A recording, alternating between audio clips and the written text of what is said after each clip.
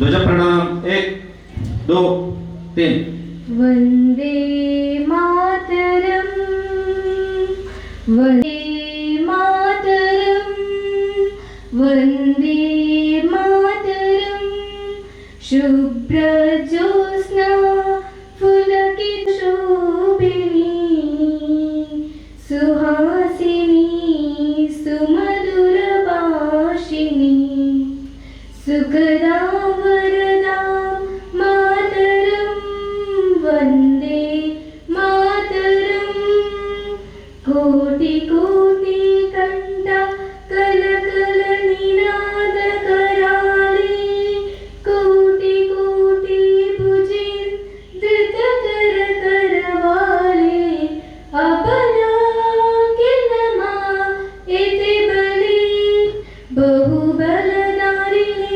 नमामि तारिणी रिपुदलहारिणी मातरं वन्दे मातरं वन्दे मातरं तुमि विद्या तुमि धर्म तुमि हृदि तुमि मर्मा त्वं हि प्राणा शरीरे बहुते तुमि मा शक्ति हृदये तुमि मा भक्ति तुम्हारे प्रतिमा गढ़ी मंदिरे मंदिरे मातरम वंदे मातरम त्वं हि दुर्गा दश प्रहरणधारिणी कमलां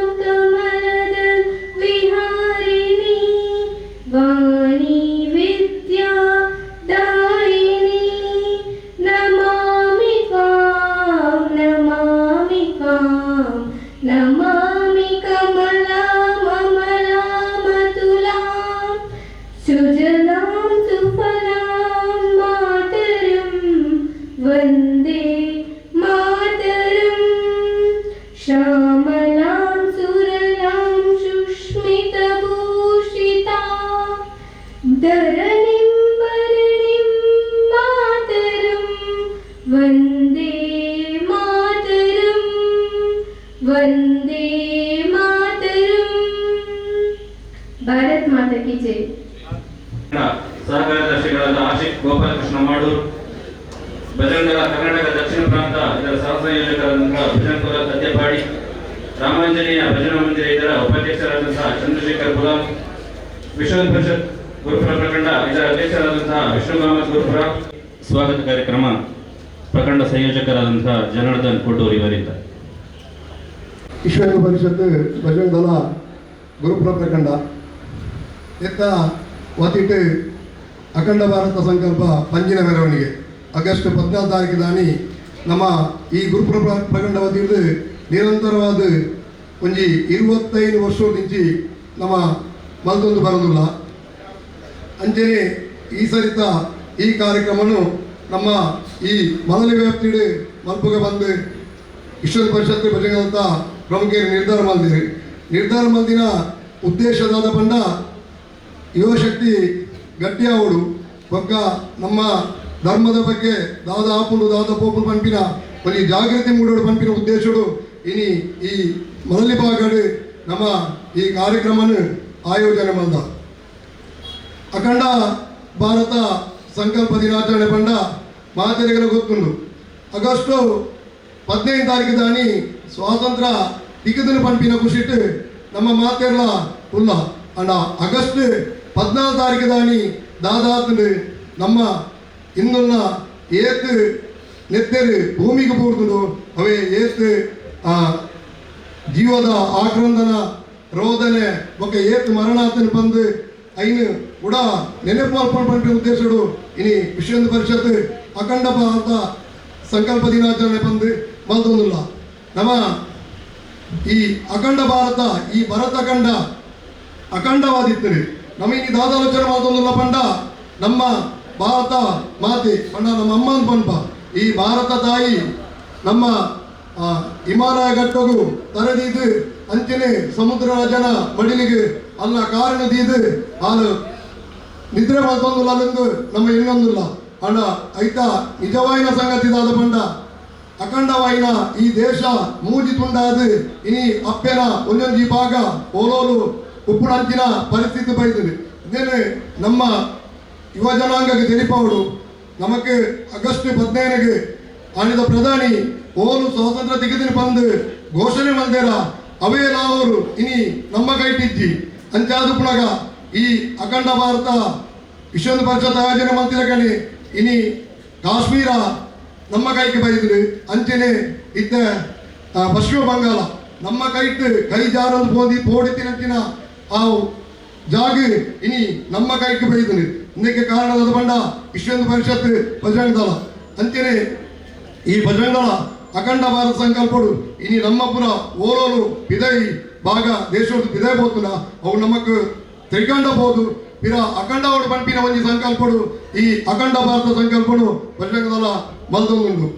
ಇನಿ ನಮ್ಮ ಈ ಕಾರ್ಯಕ್ರಮಕ್ಕೂ ಅತಿಥಿ ಗಣ್ಯರಾದ ಬೈದಿನಂಚಿನ ನಮ್ಮ ಚಂದ್ರ ಶೆಟ್ಟಿ ನಾರಳ ಮೇರು ನಮ್ಮ ಪ್ರತಿ ಒಂಜಿ ಸಂಘಟನದವರು ಪ್ರತಿ ಒಂಜಿ ಬೇರೆಗಳ ನಿರಂತರವಾದ ನಮಕ್ ಬೆನ್ನೆಲುಬಾದುಲ್ಲೇರು ಉದ್ಯಮಿ ಆಯ್ನ ಮೇರು ಒವೇ ಒಂಜಿ ಪಕ್ಷ ಗುರುತಿಸುವಂತ ಪ್ರತಿ ಒಂಜಿ ಜವಣರ್ನ ಈ ಏರಿಯಾದ ಪ್ರತಿ ಒಂಜಿ ಜವಣರ್ನ ದಾದ ಒಂಜಿ ಫೋನ್ ಕಾಲ್ ಉಂಡ ಪ್ರತಿ ಒಂಜೆಕ್ಲ ರಬ್ಬಕ್ಕ ಸ್ಪಂದನೆ ಕೊರತು ಬರ್ಪಿನಂಚಿನ ನಮ್ಮ ಚಂದ್ರಸಲ್ಲಿ ಹೋಗಿದ ಆರು ಈ ಒಂಜಿ ಕಾರ್ಯಕ್ರಮದ ಅಧ್ಯಕ್ಷರಾದುಲ್ಲೇರಿ.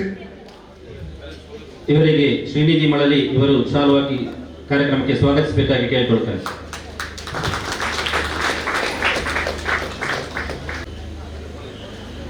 ಅಂಚನೆ ನಮ್ಮ ಈ ಕಾರ್ಯಕ್ರಮಡು ನನಂಜಿ ಹಿರಿಯ ವ್ಯಕ್ತಿಯಾಗಿನ ಜಯರಾಮ್ ಶೆಟ್ರು ಮೇರು ಸಂಕೇತ ಗುರುತಿದ್ದಾರೆ ಬೆರೆಗಳ ಇಂಕಲು ಈ ಸ್ವಾಗತ ಮಾಡ್ತಂದಿಲ್ಲ.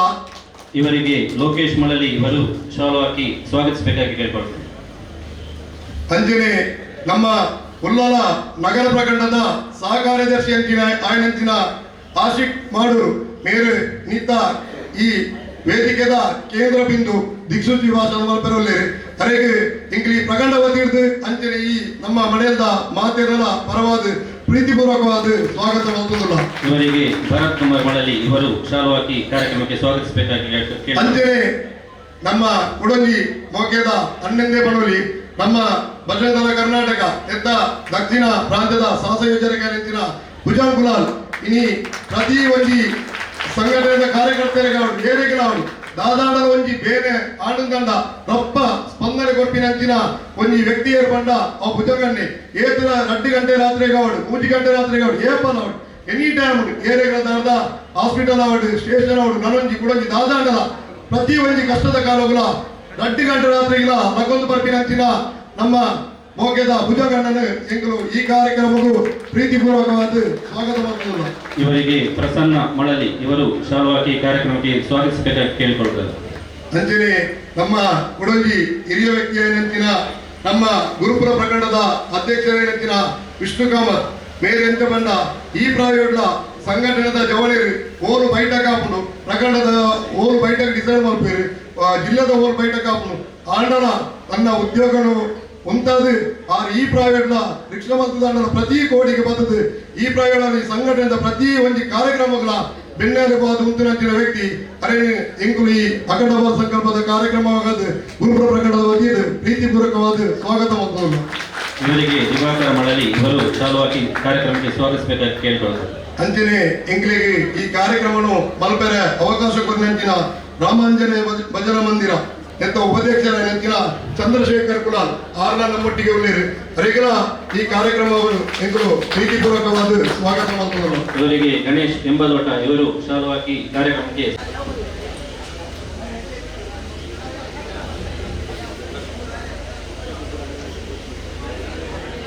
ಅಂಚನೆ ಈ ಕಾರ್ಯಕ್ರಮದ ಕೇಂದ್ರ ಬಿಂದು ಐನಂಚಿನ ದಿಕ್ಷುಟಿ ಬಾಸನನ್ನು ಮಲ್ಪೆರೆ ಉಳ್ಳೇರು ನಮ್ಮ ಆಶಿಕ್ ಮಾಡು ಬಂದು ಐನು ಪರಿಪೂರ್ಣ ತೆರಿಪೋಡು ಅಂದ ಐದು ಎಂಚ ತೆರಿಪೋಡು ಬಂದು ಐನು ತೆರಿಪೆರೆ ಬೈದೇರು ಆರು ಕಣ ತುಂಬುಗು ಐತ ಬಗ್ಗೆ ಎರಡು ಪಾತಿರ್ವೆ. ಮಂಗಳೂರು ಗ್ರಾಮಾಂತರ ಜಿಲ್ಲಾ ಸತ್ಸಂಗ ಪ್ರಮುಖರಾದಂತಹ ವಸಂತ ಸುವರ್ಣ ಗುರುಪುರ, ಮಂಗಳೂರು ಗ್ರಾಮಾಂತರ ಜಿಲ್ಲಾ ಸಹ ಕಾರ್ಯದರ್ಶಿಗಳಾದಂತಹ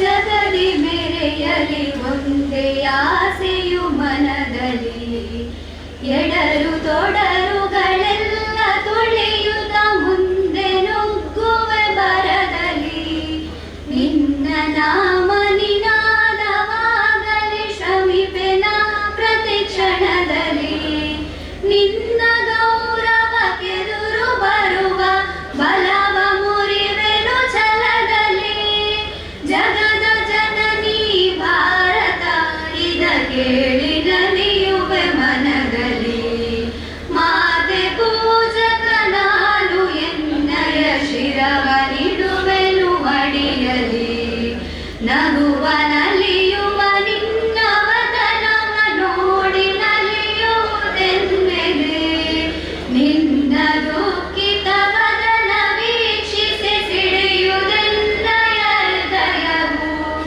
ನಿನ್ನ ಮುಖದಲ್ಲಿ ಗೆಲುವು ತರಲು ನೀರುಗೈಯುವೆ ರಕ್ತವ ಎಂತ ಕನಕನ ತೇದು ಬಸಿಯುವೆ ಪೂರ್ಣ ಜೀವನ ಶಕ್ತಿಯ ಮಾತೆ ಪೂಜಕ ನಾನು ಎನ್ನಯ ಶಿರವ ನಿಡುವೆನು ಅಡಿಯಲಿ ನಿನ್ನ ತೇಜವ ಜಗವು ನೋಡಲಿ ಉರಿವ ದೀಪದ ತೆರೆದಲ್ಲಿ ಎನ್ನ ಶಕ್ತಿಯ ಘೃತವ ಸತತವು ಎರೆಯುತ್ತಿರುವೆನು ಬರದಲ್ಲಿ ಮಾತೃ ಮಂದಿರ ಬೆಳಗುತ್ತಿರಲಿ ನಾನೇ ನಂದ ದೇವಿಗೆ ಭಕ್ತಿ ತೆರೆದಿ ದೇವ ಮುರಿಯಲಿ ಸಾರ್ಥಕತೆ ಈ ಬಾಳಿಗೆ ಮಾತೆ ಪೂಜಕ ನಾನು ಎನ್ನಯ ಶಿರವ ನಿಡುವೆನು ಅಡಿಯಲಿ ರುದ್ರನಾಗಿ ವಿರೋಧಿ ವಿಷವನು ಬರದಿ ನಾರದ ನುಂಗುವೆ ಜಗವ ಮೆಚ್ಚಿಸಿ ಅದರ ಹೃದಯವ ನಿನ್ನೆಡೆಗೆ ನಾ ಸೆಳೆಯುವೆ ಸೃಜಿಪೆ ಜಗದಲ್ಲಿ ನಿನ್ನ ಪೂಜಿಪ ಕೋಟಿ ಕೋಟಿ ಭಕ್ತರ ಕೀರ್ತಿ ಶಿಖರದಿ ಮಾತೆ ಮಂಡಿಸು ಅರ್ಪಿಸುವೆ ನಾ ಸರ್ವವ ಮಾತೆ ಪೂಜಕ ನಾನು ಎನ್ನಯ ಶಿರವ ನಿಡುವೆನು ಅಡಿಯಲಿ ನಿನ್ನ ಕೀರ್ತಿಯು ಜಗದಿ ಮೆರೆಯಲಿ ಒಂದೇ ಆಸೆಯು ಮನದಲ್ಲಿ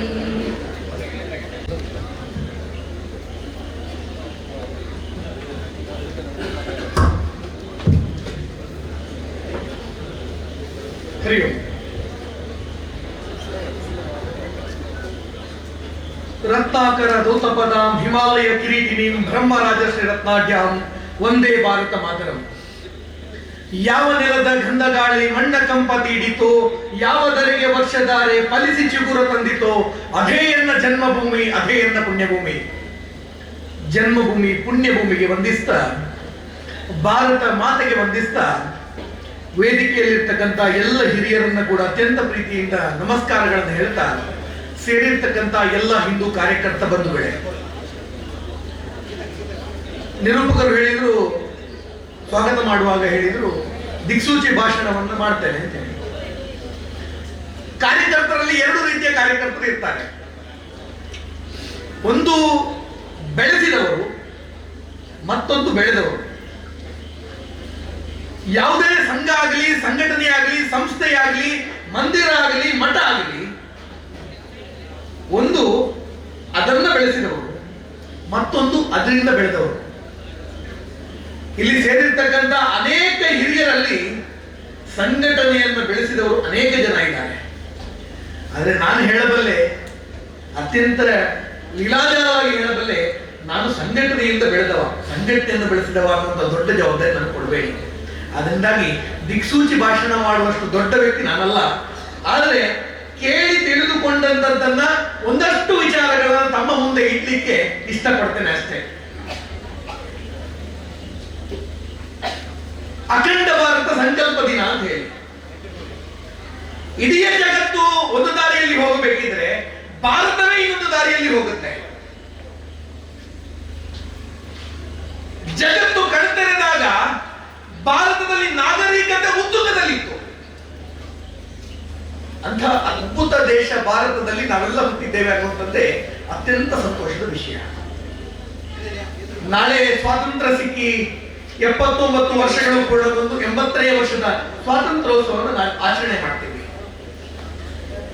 ಆದರೆ ಅದಕ್ಕಿಂತ ಮೊದಲು ಮತ್ತು ಅದಕ್ಕಿಂತ ನಂತರ ಆ 79 ವರ್ಷಗಳಲ್ಲಿ ನಡೆದಂತಹ ಘಟನೆಗಳನ್ನ ಅನಾವರಣ ಮಾಡುವಂಥದ್ದು ಮತ್ತು ಸ್ವಾತಂತ್ರ್ಯದ ಸಂದರ್ಭದಲ್ಲಿ ಏನೆಲ್ಲ ಘಟನೆಗಳು ಆಯಿತು ಅನ್ನುವಂತ ನಿಜ ಅರ್ಥವನ್ನ ಅರಿಯುವಂತ ಪ್ರಯತ್ನವನ್ನ ನಾವೆಲ್ಲ ಮಾಡಬೇಕಲ್ವಾ ಅನ್ನುವಂತ ಕಾರಣದಿಂದಾಗಿ ಸಂಘಟನೆ ಈ ಕೆಲಸಕ್ಕೆ ಅನೇಕ ವರ್ಷಗಳ ದಶಕಗಳ ಹಿಂದೆ ಕೆಲಸಕ್ಕೆ ಕೈ ಹಾಕಿದೆ.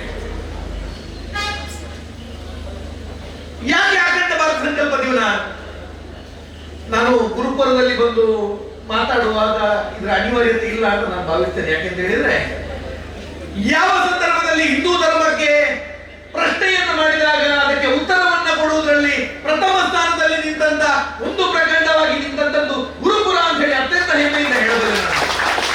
ಅದಕ್ಕೋಸ್ಕರ ಸಂಘಟನೆಯ ವಿಚಾರವಾಗಿ ಪ್ರತಿ ವರ್ಷ ಕೇಳಿದ್ದನ್ನೇ ಕೇಳ್ತೀರಿ, ಆದ್ರೂ ಹೇಳುವಂಥದ್ದು ನನ್ನ ಅನಿವಾರ್ಯ ಮತ್ತು ಜವಾಬ್ದಾರಿ ಎನ್ನುವಂತ ನಿಟ್ಟಿನಲ್ಲಿ ಮಾತಾಡಲಿಕ್ಕೆ ಪ್ರಾರಂಭ ಮಾಡ್ತೇನೆ.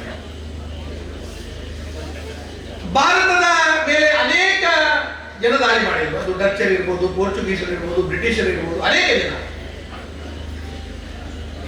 ಎಲ್ಲ ದಾಳಿಗಳಿಗಿಂತಲೂ ಮಿಗಿಲಾಗಿ ನಡೆದಂತದ್ದು ಬ್ರಿಟಿಷರ ದಾಳಿ. ಯಾಕೆ ಅಂತ ಕೇಳಿದ್ರೆ, ಅವರು ನಮ್ಮ ವಿದ್ಯಾಭ್ಯಾಸಕ್ಕೆ ಮತ್ತು ಜ್ಞಾನಕ್ಕೆ ಮತ್ತು ತನ್ಮೂಲಕವಾಗಿ ನಮ್ಮ ಜನಾಂಗದ ಮೇಲೆ ದಾಳಿ ಮಾಡ್ತಾರೆ. ಆದ್ರೆ ಅದನ್ನು ಮುಂದುವರಿಸಿಕೊಂಡು ನಮ್ಮ ಪಠ್ಯ ಪುಸ್ತಕದಲ್ಲಿ ನಿಜ ಇತಿಹಾಸವನ್ನ ಬದಿಗಿಟ್ಟುಕೊಂಡು ನಿಜ ಇತಿಹಾಸವನ್ನ ತಿಳಿಸದೆ ಏನು ಸ್ವಾತಂತ್ರ್ಯ ಹೋರಾಟ ಅನ್ನುವಂಥದ್ದು ಕೇವಲ ಒಂದಿಬ್ಬರಿಂದ ಆಯಿತು ಅನ್ನುವಂತ ಕರಾಳ ಸತ್ಯವನ್ನ ಹೇಳಿಕೊಂಡು ನಿಜವಾಗಿ ಸ್ವಾತಂತ್ರ್ಯಕ್ಕೆ ಹೋರಾಡಿದಂತ ಅದೆಷ್ಟೋ ಕೋಟಿ ಜನರನ್ನ ಮರೆತು ಬಿಟ್ಟು ಆ ವ್ಯವಸ್ಥೆಯನ್ನು ಮಾಡಿಕೊಂಡು ಹೋದ್ರಲ್ಲ, ಆ ಕರಾಳ ಸತ್ಯವನ್ನ ನಿಜ ಇತಿಹಾಸವನ್ನ ತಿಳಿಯುವಂತ ಜವಾಬ್ದಾರಿ ಯಾವುದು? ಅದಕ್ಕೋಸ್ಕರ ಅಖಂಡ ಭಾರತ ದಿನ. ಅಖಂಡ ಆಗಿದ್ದಂತ ಭಾರತ ತ್ರಿಖಂಡ ಆಯಿತು. ಆದ್ರೆ ಮತ್ತೆ ಆ ಭಾರತ ಅಖಂಡ ಆಗಬೇಕು ಅನ್ನುವಂತ ಸಂಕಲ್ಪವನ್ನ ಮಾಡುವುದರ ಮುಖಾಂತರ ಭಾರತ ಅನ್ನುವಂಥದ್ದು ಸದೃಢವಾಗಿ ನಿಲ್ಲಬೇಕು ಜಗತ್ತಿನಲ್ಲಿ, ಮತ್ತೆ ವಿಶ್ವಗುರು ಆಗಬೇಕು ಅಂತ ಹೇಳಿ. ವಿಶ್ವಗುರು ಆಗಬೇಕು ಅಂತ ಯಾರು ಹೇಳೋದಿಲ್ಲ, ಮತ್ತೆ ವಿಶ್ವಗುರು ಆಗಬೇಕು ಅಂತ ಹೇಳಿ ಹೇಳ್ತಾರೆ. ಯಾಕೆ? ಇನ್ನೊಮ್ಮೆ ವಿಶ್ವಗುರು ಆಗಿತ್ತು ಅನ್ನುವಂತ ಕಾರಣಕ್ಕೋಸ್ಕರ, ಅದನ್ನು ಸಾಕಾರಗೊಳಿಸಲಿಕ್ಕೋಸ್ಕರ, ಆ ಚಿಂತನೆಯನ್ನು ಸಾಕಾರಗೊಳಿಸಲಿಕ್ಕೋಸ್ಕರ ಇವತ್ತು ಅಖಂಡ ಭಾರತ ಸಂಕಲ್ಪ ದಿನ. ನಾನು ಹೇಳಿದೆ, ಬ್ರಿಟಿಷರ ದಾಳಿ ಭೀಕರ ಆಗಿತ್ತು. ಯಾಕೆಂದ್ರೆ ನಮ್ಮ ಜ್ಞಾನಕ್ಕೆ ಕೈ ಹಾಕ್ತಾರೆ ಅಂತ ಹೇಳಿ, ನಮ್ಮ ಪಠ್ಯ ಪುಸ್ತಕಕ್ಕೆ, ನಮ್ಮ ವಿದ್ಯಾಭ್ಯಾಸಕ್ಕೆ.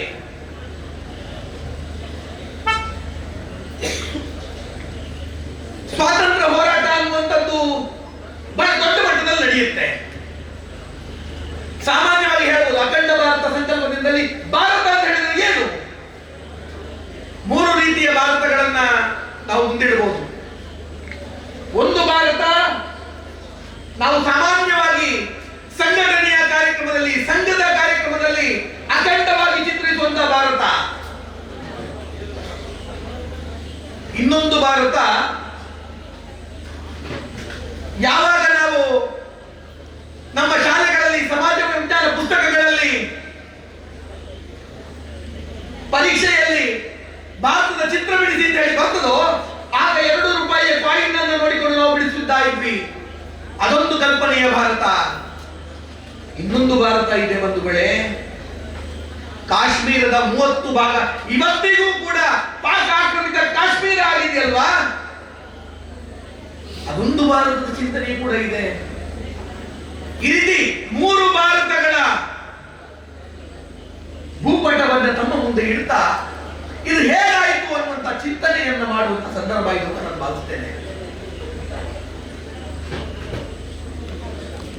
ಸ್ವಾತಂತ್ರ್ಯದ ಹೋರಾಟ ಯಾರು ಹೇಳಿದ್ರು ಭಾರತ ಇಬ್ಬಾಗ ಆಗಬೇಕು ಅಂತ ಹೇಳಿ? 1930ರ ನಂತರದಲ್ಲಿ ನಡೆದಂತ ಆಗಿನ ಕಾಂಗ್ರೆಸ್ಸಿನ ಅಧಿವೇಶನದಲ್ಲಿ ಅಧ್ಯಕ್ಷತೆಯನ್ನು ವಹಿಸಿದಂತವರು ಒಬ್ಬ ಮುಸಲ್ಮಾನ ವ್ಯಕ್ತಿ ಅಧ್ಯಕ್ಷತೆಯನ್ನು ವಹಿಸ್ತಾರೆ. 1930ರ ನಂತರದಲ್ಲಿ ನಡೆದ ಅಧಿವೇಶನ. ಅಲ್ಲಿ ಒಬ್ಬ ಹಾಡುಗಾರರನ್ನು ಕರೆಸಿರ್ತಾರೆ, ಒಂದೇ ಮಾತರು ಅನ್ನುವಂತ ಹಾಡನ್ನು ಹಾಡೋದಕ್ಕೋಸ್ಕರ. ಹಾಡನ್ನ ಹಾಡುವಾಗ ವಿಷ್ಣು ದಿಗಂಬರರು ಅಂತ ಹೇಳಿ ಮಹಾರಾಷ್ಟ್ರದ ಪುಣೆಯವರು, ಅವರು ಹಾಡಬೇಕಿದ್ರೆ ಯಾರು ಕಾಂಗ್ರೆಸ್ ಅಧಿವೇಶನದಲ್ಲಿ ಅಧ್ಯಕ್ಷತೆಯನ್ನು ವಹಿಸಿರ್ತಾರೆ ಅವರು ನಿಲ್ಲಿಸ್ತಾರೆ, ಹಾಡಬಾರದು ಅಂತ ಹೇಳಿ. ಯಾಕೆ ಹಾಡಬಾರದು? ಒಂದೇ ಮಾತ್ರ ನಾವೆಲ್ಲ ಕೇಳಿದ್ದೇವೆ, ಈಗಲೂ ಹಾಡಿದ್ದಾರೆ. ಅದರಲ್ಲಿ ಹೇಳ್ತಾರೆ ಏನು, ತ್ವಂಹಿ ದುರ್ಗಾ ದಶಪ್ರಹರಣ ದಾರಿಣಿ ಅಂತ ಹೇಳಿ, ಅದನ್ನು ಹಾಡಬಾರದು ಅಂತ ಹೇಳ್ತಾರೆ. ಆದ್ರೆ ವಿಷ್ಣು ದಿಗಂಬರ ಅಲ್ಲಿಂದ ಪ್ರಾರಂಭ ಆಗುತ್ತೆ ತುಷ್ಟೀಕರಣದ ನೀತಿ. ಆ ತುಷ್ಟೀಕರಣದ ನೀತಿಯೇ ಅಖಂಡವಾದ ಭಾರತ ತ್ರಿಖಂಡ ಆಗುತ್ತೆ, ಒಂದು ಕಡೆ ತ್ರಿಖಂಡ ಆಗುತ್ತೆ. ಅಖಂಡ ಭಾರತ ಅನ್ನುವಂತ ಸ್ವಾತಂತ್ರ್ಯ ಹೋರಾಟದಲ್ಲಿ ಯಾರು ಮೇರು ವ್ಯಕ್ತಿತ್ವದ ಕೆಲವು ನಾಯಕರಿರ್ತಾರೆ, ಅವರು ಹೇಳ್ತಾರೆ ಏನು, ನನ್ನ ದೇಹ ತುಂಡಾದರೂ ಈ ದೇಶವನ್ನು ತುಂಡಾಗಿ ಬಿಡೋದಿಲ್ಲ ಅಂತ ಹೇಳಿ. ಈ ದೇಶವನ್ನು ವಿಭಜನೆ ಮಾಡುವಂತದ್ದು ಒಂದು ಫೂಲಿಶ್ ಸ್ಟೇಟ್ಮೆಂಟ್ ಅಂತ ಹೇಳ್ತಾರೆ ಅವರು. ಅವರೇ ಪ್ರಥಮ ದೇಶದ ಪ್ರಧಾನಿ ಆಗ್ತಾರೆ. ಏನು ವಿಚಿತ್ರ ಅಲ್ವಾ? ಯಾರು ವಿರೋಧವನ್ನ ಮಾಡ್ತಾರೋ ಈ ದೇಶ ವಿಭಜನೆಯನ್ನ, ಅವರೇ ನಂತರ ಹೇಳ್ತಾರೆ ವಿಭಜನೆ ಆಗಬೇಕು ಅಂತ ಹೇಳಿ. 1942-45ರ ತನಕವೂ ಕೂಡ ಯಾವುದೇ ಕಾರಣಕ್ಕೂ ಈ ದೇಶ ವಿಭಜನೆ ಆಗಬಾರದು ಅಂತ ಹೇಳಿ ಉನ್ನತ ಮಟ್ಟದಲ್ಲಿ ನಾಯಕರುಗಳ ಚಿಂತನೆ ಇರುತ್ತದೆ. ಆದ್ರೆ ಆ ಚಿಂತನೆ ಬದಲಾದದ್ದು ಹೇಗೆ? ಮೊಹಮ್ಮದ್ ಅಲಿ ಜಿನ್ನಾ ನಿರಂತರವಾಗಿ ಮುಸಲ್ಮಾನರಿಗೊಂದು ರಾಷ್ಟ್ರ ಬೇಕು ಅಂತ ಹೇಳಿ ಕೇಳ್ತಾ ಇರ್ತಾರೆ. ಅದಕ್ಕೆ ಯಾರು ಸಪೋರ್ಟ್ ಮಾಡ್ತಾ ಇರೋದಿಲ್ಲ. ಈ ಸಪೋರ್ಟ್ ಮಾಡದೇ ಇರುವಂತಹ ಸಂದರ್ಭದಲ್ಲಿ 1946ರಲ್ಲಿ ಬಂಗಾಳದ ಮುಖಾಂತರ ಕಲ್ಕತ್ತಾದಲ್ಲಿ ಡೈರೆಕ್ಟ್ ಆಕ್ಷನ್ ಡೇ ಅಂತ ಮಾಡ್ತಾರೆ. ಏನೋ ನಮಗೊಂದು ಸಪರೇಟ್, ನಮಗೊಂದು ಬೇರೊಂದು ದೇಶ ಬೇಕು ಅಂತ ಹೇಳಿ ಪ್ರಾರಂಭ ಮಾಡ್ತಾರೆ. ಎಲ್ಲ ಏನ್ ಭಾವಿಸಿದ್ರು, ಏನೂ ಆಗೋದಿಲ್ಲ, ಕೇವಲ ಧರಣಿಗಳು ನಡೆಯುತ್ತೆ, ಪ್ರತಿಭಟನೆಗಳು ನಡೆಯುತ್ತೆ ಅಂತ ಹೇಳಿ. ಆದ್ರೆ ಪ್ರತಿಭಟನೆಗಳು ನಡೆಯಲಿಲ್ಲ, 12,000 ಹಿಂದೂಗಳ ಕೊಲೆ ನಡೆಯುತ್ತೆ, ಮಾರಣ ಹೋಮ ನಡೆಯುತ್ತೆ ಕಲ್ಕತ್ತಾದಲ್ಲಿ. ಕೃಪಲಾನಿ ಅವರ ಒಂದು ಪುಸ್ತಕದಲ್ಲಿ ಬರೀತಾರೆ, ಕಲ್ಕತ್ತಾದ 2 ನಗರಗಳಲ್ಲಿ ನಡೆದಂತ ಆ ಒಂದು ಮಾರಣ ಹೋಮದಲ್ಲಿ 10 ಆ ಒಂದು ಶವಗಳನ್ನು ತಿಂತಾ ಇತ್ತು ಅಂತ ಹೇಳಿ. ಯಾಕೆಂದ್ರೆ ಆ ಶವಗಳನ್ನು ತೆಗೆಯಲಿಕ್ಕೆ ಜನ ಇರಲಿಲ್ಲ, ಅಂತಹ ದೊಡ್ಡ ಮಾರಣ ಹೋಮವನ್ನು ಮಾಡ್ತಾನೆ. ಆದ್ರೂ ಒಪ್ಪೋದಿಲ್ಲ ಮೇರು ನಾಯಕರುಗಳು ಈ ದೇಶವನ್ನು ವಿಭಜನೆ ಮಾಡಬೇಕು ಅಂತ ಹೇಳಿ. ಆದ್ರೆ ಯಾವಾಗ ಹಿಂದೂಗಳು ಸೆಟೆದು ನಿಂತರು, ಆ ಮೇರು ನಾಯಕರು ಹೇಳಿದ್ರು ಈ ದೇಶ ವಿಭಜನೆ ಆಗುವುದೇ ಒಳ್ಳೆಯದು ಅಂತ ಹೇಳಿ. ದೇಶ ವಿಭಜನೆ ಆಗಬೇಕು ಅಂತ ಹೇಳಿ ಆ ನಿರ್ಧಾರಗಳನ್ನ ನಾಯಕರು ಯಾರು ಮಾಡ್ತಾರೋ ಅಲ್ಲಿಂದ ಪ್ರಾರಂಭ ಆಗುತ್ತೆ ಅನಾಹುತಗಳು, ಬಂಧುಗಳೇ, ಅನಾಹುತಗಳು. ನಮಗೆಲ್ಲ ಗೊತ್ತಿರಬಹುದು, ಅವತ್ತು 546 ಸಂಸ್ಥಾನಗಳಿರ್ತವೆ. ತನ್ಮೂಲಕವಾಗಿ ಆ ಸಂಸ್ಥಾನಗಳಿಗೆ ಹೇಳ್ತೆ ನೀವು ಭಾರತವನ್ನಾದ್ರೂ ಸೇರಿ ಪಾಕಿಸ್ತಾನವನ್ನಾದ್ರೂ ಸೇರಿ ಅಂತ ಹೇಳಿ. ಅಲ್ಲಿ ಮುಖ್ಯವಾಗಿ ಬರುವಂತದ್ದು ಒಂದು ಹೈದರಾಬಾದ್ ಮತ್ತು ಕಾಶ್ಮೀರ ಸಂಸ್ಥಾನಗಳು. ಹೈದರಾಬಾದ್ ರಾಜ ಏನ್ ಮಾಡ್ತಾನೆ, ಆತ ಹೇಳ್ತಾನೆ ನಾನು ಸ್ವತಂತ್ರ ಆಗಿರ್ತೇನೆ ಅಂತ ಹೇಳಿ. ಆತ ಸ್ವತಂತ್ರ ಆಗಿರ್ತೇನೆ ಅಂತ ಹೇಳಿದ ಕೂಡಲೇ ನಮ್ಮದೇ ಹತ್ತಿರದಲ್ಲಿ ಒಂದು ರಾಷ್ಟ್ರ ನಿರ್ಮಾಣ ಆದ್ರೆ ಯಾವ ರೀತಿಯ ಪರಿಸ್ಥಿತಿ ಇರಬಹುದು ಅನ್ನುವಂಥದ್ದನ್ನ ಅವಲೋಕಿಸಿದಂತ ಅಂದಿನ ಗೃಹ ಮಂತ್ರಿಗಳು ಸರ್ದಾರ್ ವಲ್ಲಭಭಾಯಿ ಪಟೇಲ್ರು ಫೋರ್ಸ್ ನಿಂದ ಅಲ್ಲಿ ಫೋರ್ಸ್ ಅನ್ನ, ಏನು ನಮ್ಮ ಆರ್ಮಿಯನ್ನ, ಸೈನ್ಯವನ್ನ ನುಗ್ಗಿಸಿ ತನ್ಮೂಲಕವಾಗಿ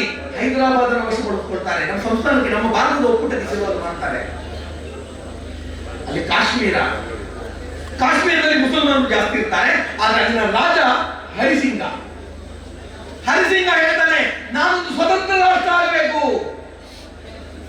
ಆದ್ರೆ ಬ್ರಿಟಿಷ್ ವೈಸ್ರಾಯ್ ಮೌಂಟ್ ಬ್ಯಾಟನ್ ಏನ್ ಮಾಡ್ತಾನೆ, ಇಲ್ಲ ನೀನು ಸೇರುವುದಿದ್ರೆ ಪಾಕಿಸ್ತಾನಕ್ಕೆ ಸೇರಬೇಕು, ವಿಷ ಬೀಜವನ್ನು ಬಿತ್ತಾನೆ. ಆದ್ರೆ ಹರಿಸಿಂಗ ಹೇಳ್ತಾನೆ ನಾನು ಯಾವುದೇ ರೀತಿಯಲ್ಲೂ ಸೇರೋದಿಲ್ಲ, ಆದರೆ ಸ್ವತಂತ್ರ ಆಗಿರ್ತೇನೆ ಅಂತ ಹೇಳ್ತಾನೆ. ಇದು ಒಂದು ಭಾಗ. ನಂತರದಲ್ಲಿ ಮುಂದುವರಿಯುತ್ತೆ. ಏನು 1947 ಸಂದರ್ಭದಲ್ಲಿ ವಿಭಜನೆ ಆಗುತ್ತೆ. ವಿಭಜನೆಯಲ್ಲಿ ಏನಾಯಿತು?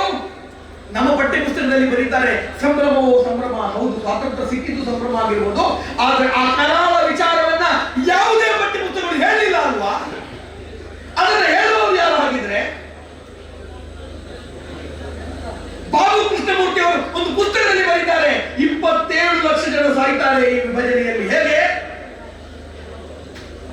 ಯಾವಾಗ ವಿಭಜನೆ ಆಯಿತೋ ಸೈನ್ಯದ ವಿಭಜನೆ ಆಗುತ್ತೆ. ಯಾರು ಪಾಕಿಸ್ತಾನದಲ್ಲಿ ಅವತ್ತಿದ್ದಂತ ಹಿಂದೂಗಳು ಪರರಾಷ್ಟ್ರದಲ್ಲಿ ಇರುವವರಾಗಿ ಬಿಡ್ತಾರೆ. ಇಂಡಿಯನ್ ಪಾರ್ಟಿಷನ್ ಅನ್ನುವಂತ ಬಿಬಿಸಿಯ ಚಾನೆಲ್ ಅವರೊಂದು ಪ್ರೆಸೆಂಟೇಷನ್ ಅನ್ನು ಮಾಡ್ತಾರೆ. ಆ ಪ್ರೆಸೆಂಟೇಷನ್ ನಲ್ಲಿ ಒಬ್ಬ ಸಿಖ್ ಮಾತಾಡ್ತಾರೆ. ಸಿಖ್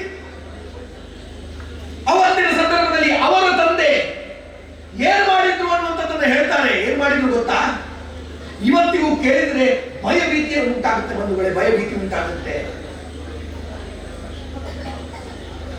ವಿಭಜನೆಯ ಸಂದರ್ಭದಲ್ಲಿ ಯಾರು ನಮ್ಮ ಮನೆಯ ಹೆಣ್ಣು ಮಕ್ಕಳನ್ನ ರಕ್ಷಣೆ ಮಾಡಿಕೊಳ್ಳಲಿಕ್ಕೆ ಸಾಧ್ಯ ಆಗದೆ, ತಮ್ಮದೇ ಮನೆಯ ಮಕ್ಕಳನ್ನ ರಕ್ಷಣೆ ಮಾಡಿಕೊಳ್ಳಲಿಕ್ಕೆ ಸಾಧ್ಯ ಆಗದೆ ತಮ್ಮದೇ ಮನೆಯ ಮಕ್ಕಳನ್ನ ಕೊಂದು ಬಿಟ್ಟು ಆ ಮಾನವ ರಕ್ಷಣೆ ಮಾಡುವಂತ ಕೆಲಸ ಏನ್ ವಿಚಿತ್ರ ಇದು. ಆ ವಿಚಿತ್ರ ಸನ್ನಿವೇಶ ಒಮ್ಮೆ ತಿಳ್ಕೊಳ್ಳಿ. ನಮ್ಗೆ ಅವಲೋಕನ ಮಾಡ್ಲಿಕ್ಕೆ ಸಾಧ್ಯ ಇದೆಯಾ? ನಮ್ಮ ಮನೆಯ ಹೆಣ್ಮಗಳನ್ನ ಮಾನ ರಕ್ಷಣೆ ಮಾಡುವುದಕ್ಕೋಸ್ಕರ, ಮಾನ ಹೋಗಬಾರದು ಅನ್ನುವಂತ ಕಾರಣಕ್ಕೋಸ್ಕರ ಕೊಲೆ ಮಾಡುವಂಥದ್ದು ಎಷ್ಟು ಕಠಿಣ ಪರಿಸ್ಥಿತಿ. ಇದು ಅವತ್ತಿನ ಪರಿಸ್ಥಿತಿಯನ್ನು ಹೇಳ್ತಾರೆ ಆ ಸಿಖ್ ವ್ಯಕ್ತಿ. ಅಷ್ಟು ಮಾರಣ ಹೋಮಗಳು, ಅಷ್ಟು ದೌರ್ಜನ್ಯಗಳು. ಈ ಎಲ್ಲ ದೌರ್ಜನ್ಯಗಳನ್ನ, ವಿಚಾರಗಳನ್ನ ಯಾವ ಪಠ್ಯ ಪುಸ್ತಕದಲ್ಲಿ ಹೇಳ್ತಾರೆ? ಎಲ್ಲೂ ಹೇಳೋದಿಲ್ಲ. ಸತ್ಯವನ್ನ ಅಡಗಿಸಿಟ್ಟಿದ್ದಾರೆ. 27 ಲಕ್ಷ ಜನ ತಮ್ಮ ಜೀವವನ್ನು ಕಳೆದುಕೊಳ್ತಾರೆ. ಲಾಹೋರ್ನಿಂದ ಟ್ರೈನ್ ನಲ್ಲಿ ಶವಗಳನ್ನ ಕಳಿಸ್ತಾರೆ. ಶವಗಳನ್ನ ಕಳಿಸುವಾಗ ಅದರಲ್ಲಿ ಬರೀತಾರೆ ಇದೊಂದು ಉಡುಗೊರೆ ಸ್ವತಂತ್ರ ಭಾರತಕ್ಕೆ ಅಂತ ಹೇಳಿ. ಮೊಹಮ್ಮದ್ ಅಲಿ ಜಿನ್ನಾ ಘೋಷಣೆಯನ್ನ ಮಾಡ್ತಾನೆ. ಏನು? ಹಸ್ಕೆ ಲೇಯ ಪಾಕಿಸ್ತಾನ್, ಲಡ್ಕೆ ಲೇಂಗೆ ಹಿಂದೂಸ್ತಾನ್ ಅಂತ ಹೇಳಿ. ಇದಕ್ಕೆ ಉತ್ತರವನ್ನ ಅವತ್ತು ಕೊಟ್ಟಿದ್ದಾರ ಕೇಳಿದ್ರೆ ಅವತ್ತಿನ ಉತ್ತರಗಳು ಇವತ್ತಿಗೂ ಕೂಡ ಪ್ರಶ್ನೆಯಾಗಿರುವುದಕ್ಕೆ ಇವತ್ತಿನ ಅಖಂಡ ಭಾರತ ಸಂಕಲ್ಪದ ದಿನಾಂಕಗಳೇ. 2 ಕೋಟಿ ಜನ ಆಚರಣೆಯನ್ನು ಕಳೆದುಕೊಳ್ತಾರೆ. ಮನೆ ಮಠ ಎಲ್ಲವನ್ನ ಬಿಟ್ಟು ಓಡ್ಕೊಂಡು ಬರ್ತಾರೆ. ಸಹಿಷ್ಣುಗಳಾದಂತಹ ಭಾರತೀಯರು ಎಲ್ಲವನ್ನ ಅವತ್ತಿಗೂ ಕೂಡ ಸಹಿಸಿಕೊಳ್ತಾರೆ. ಅವತ್ತಿನ ರಾಜಕೀಯವಾಗಿ ಮಾಡಿದಂತಹ ಕೆಲವೊಂದು ಎಡವಟ್ಟು ನಿರ್ಧಾರಗಳು ಇವತ್ತಿಗೂ ಕೂಡ ನಾವು ಸಂಕಷ್ಟವನ್ನು ಅನುಭವಿಸಬೇಕಾಗಿದೆ. ಕಾಶ್ಮೀರದ ವಿಚಾರವನ್ನು ಮಾತಾಡ್ತಾ ಇದ್ದೇವೆ. ಸ್ವಾತಂತ್ರ್ಯ ಸಿಕ್ಕಿದ್ದು ಆಗಸ್ಟ್ನಲ್ಲಿ. ಸ್ವತಂತ್ರವಾಗಿ ನಿಲ್ತೇನೆ ಅಂತ ಹೇಳಿದಂತಹ ಹರಿಸಿಂಗ ಸೆಪ್ಟೆಂಬರ್ ಆಗುವ ಸಂಕಷ್ಟವನ್ನು ಎದುರಿಸ್ತಾನೆ. ಏನ್ ಸಂಕಷ್ಟ ಎದುರಿಸ್ತಾನೆ? ಈ ಜಿಲ್ಲಾ ಏನು ಮಾಡ್ತಾನೆ ಗೊತ್ತಾ? ಅಲ್ಲಿಗೆ ಸೈನ್ಯವನ್ನು ನುಗ್ಗಿಸ್ತಾನೆ. ಎಲ್ಲಿಗೆ? ಕಾಶ್ಮೀರಕ್ಕೆ. ಹರಿಸಿಂಗನ ಬಳಿ ಸೈನ್ಯವೇ ಇರೋದಿಲ್ಲ. ಹರಿಸಿಂಗ ಓಡಾಡಿ ಬರ್ತಾನೆ ಸರ್ದಾರ್ ವಲ್ಲಭಭಾಯಿ ಪಟೇಲ್ ಬಳಿ. ಆ ಸಂದರ್ಭದಲ್ಲಿ ಒಂದು ಮಾಹಿತಿಯ ಪ್ರಕಾರ ಹೇಳ್ತಾರೆ, ರಾಷ್ಟ್ರೀಯ ಸ್ವಯಂ ಸೇವಕ ಸಂಘದ 2ನೇ ಸಂಘಚಾಲಕರು ಗುರೂಜಿಯವರು ಮಾಹಿತಿಯನ್ನು ಕೊಡ್ತಾರೆ, ಸಜೆಷನ್ ಅನ್ನು ಕೊಡ್ತಾರೆ. ಏನ್ ಸಜೆಷನ್? ಕಾಶ್ಮೀರ ಭಾರತಕ್ಕೆ ಸೇರುವುದಿದ್ರೆ ಅಧಿಕೃತವಾಗಿ ಭಾರತಕ್ಕೆ ಸೇರಬೇಕು, ಆಗ ಮಾತ್ರ ನಾವು ಸಹಕಾರವನ್ನು ಕಾಶ್ಮೀರಕ್ಕೆ ಕೊಡ್ತೇವೆ ಅಂತ ಹೇಳಿ. ಅದಕ್ಕೆ ಹರಿಸಿಂಗ ಒಪ್ಪಿಕೊಳ್ತಾನೆ ಮತ್ತು ಸಹಿಯನ್ನ ಹಾಕುತ್ತಾನೆ. ಆಗಲೇ ಕಾಶ್ಮೀರದ ಸಾಧಾರಣ ಭಾಗವನ್ನ ಪಾಕಿಸ್ತಾನದ ಸೈನ್ಯ ವಶಪಡಿಸಿಕೊಂಡಿರುತ್ತೆ. ಭಾರತ ಸೈನ್ಯವನ್ನ ಕಳಿಸುತ್ತೆ. ಸೈನ್ಯವನ್ನ ಕಳಿಸಿದಂತಹ ಸಂದರ್ಭದಲ್ಲಿ ಫೀಲ್ಡ್ ಮಾರ್ಷಲ್ ಕಾರ್ಯಪ್ಪನವರು ಅದನ್ನ ಲೀಡ್ ಮಾಡ್ತಾ ಇದ್ದಾರೆ. ಅವತ್ತಿನ ಪ್ರಧಾನಿಗಳ ಬಳಿ ಕಾರ್ಯಪ್ಪನವರು ಹೇಳ್ತಾರೆ,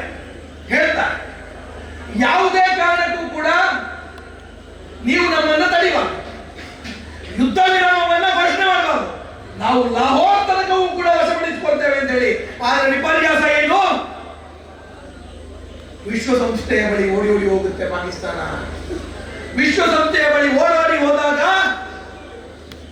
ಯುದ್ಧ ವಿರಾಮವನ್ನ ಘೋಷಣೆ ಮಾಡ್ತಾರೆ. ಯುದ್ಧ ವಿರಾಮವನ್ನ ಘೋಷಣೆ ಮಾಡುವುದಲ್ಲ, ಅವತ್ತಿನ ವಿಶ್ವಸಂಸ್ಥೆ ಏನ್ ಮಾಡುತ್ತೆ?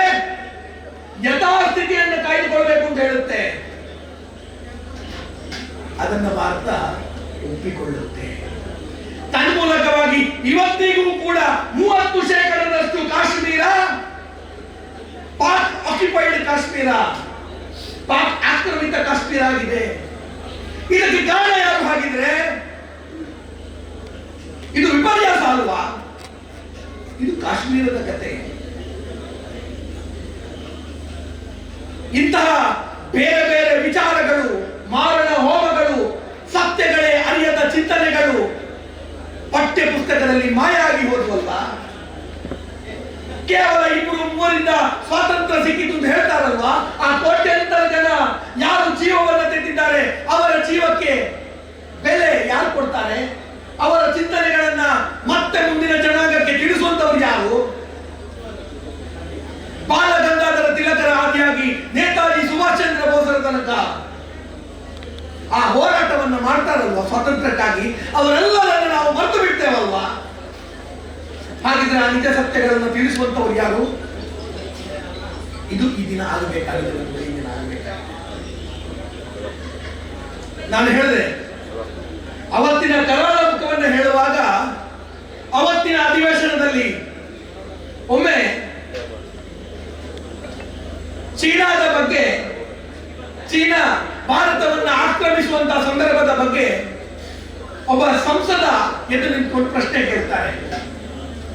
ಚೀನಾ ಭಾರತದ ಭೂಭಾಗವನ್ನು ಆಕ್ರಮಿಸ್ತಾ ಇದೆ, ಇದಕ್ಕೆ ಉತ್ತರ ಏನು ಅಂತ ಕೇಳ್ತಾರೆ.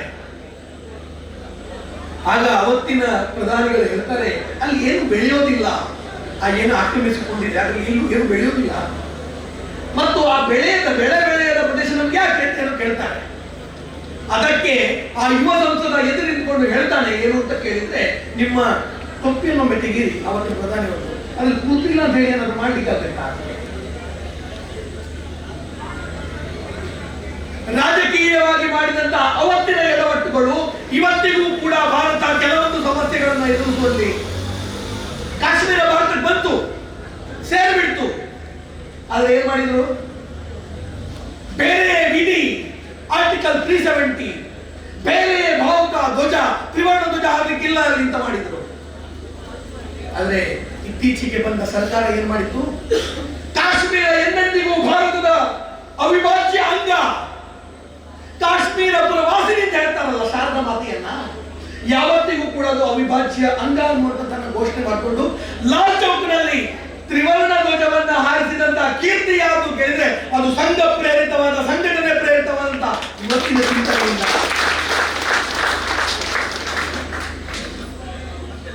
ಇದು ಅವತ್ತಿನ ಕರಾಳ ಮುಖದ ಚಿಂತನೆ. ನಾವೆಲ್ಲ ಹೇಳಬಹುದು, ಭಾರತಕ್ಕೆ ಸ್ವಾತಂತ್ರ್ಯ ಬಂದು ಅತ್ಯಂತ ಸಂತೋಷ, ಸತ್ಯವಾದ. ಆದ್ರೆ ಆ ಸ್ವಾತಂತ್ರ್ಯವನ್ನ ಮುಂದಿನ ಜನಾಂಗಕ್ಕೆ ಕೊಡುವಂತ ಕೆಲಸ ಆಗಬೇಕಲ್ವಾ?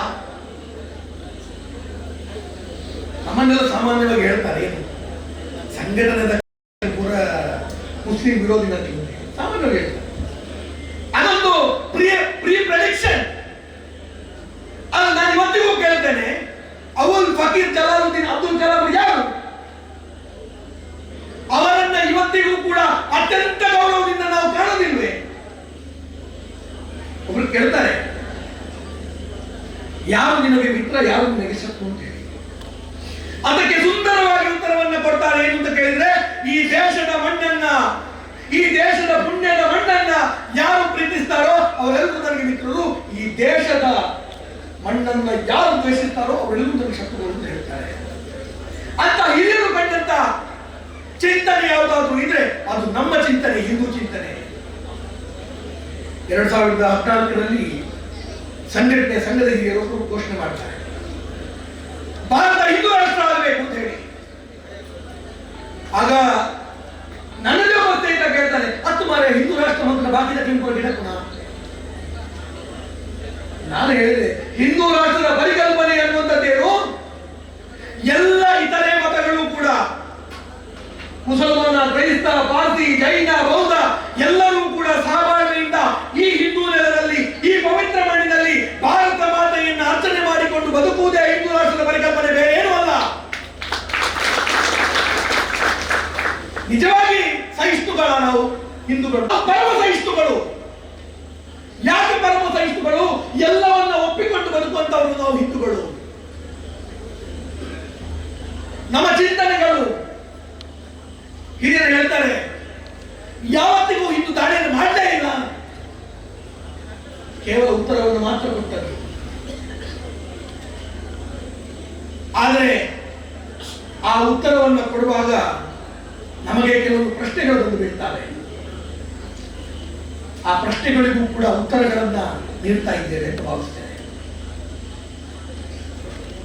ಈ ಎಲ್ಲ ಚಿಂತನೆಗಳನ್ನು ನೋಡುವಾಗ ಅಖಂಡ ಭಾರತ ಸಂಕಲ್ಪ ದಿನ ಇತಿಹಾಸವನ್ನು ತಿಳಿಯುವುದರ ಜೊತೆಗೆ ವರ್ತಮಾನದ ಚಿಂತನೆಗಳು, ಭವಿಷ್ಯದ ಚಿಂತನೆಗಳು ಕೂಡ ಆಗಬೇಕಲ್ವಾ? ಏನು ವರ್ತಮಾನದ ಚಿಂತನೆ? ಈಗೆಲ್ಲ ಒಂದೇ ಮಾತಿರುವಂಥದ್ದು, ನರೇಂದ್ರ ಮೋದಿಜಿಯವರನ್ನು ಸೋಲಿಸಬೇಕು ಅಂತ ಹೇಳಿ. ಅಂದ್ರೆ 75 ವರ್ಷ ದಾಟಿದಂತ ಆ ಹಿರಿಯರನ್ನ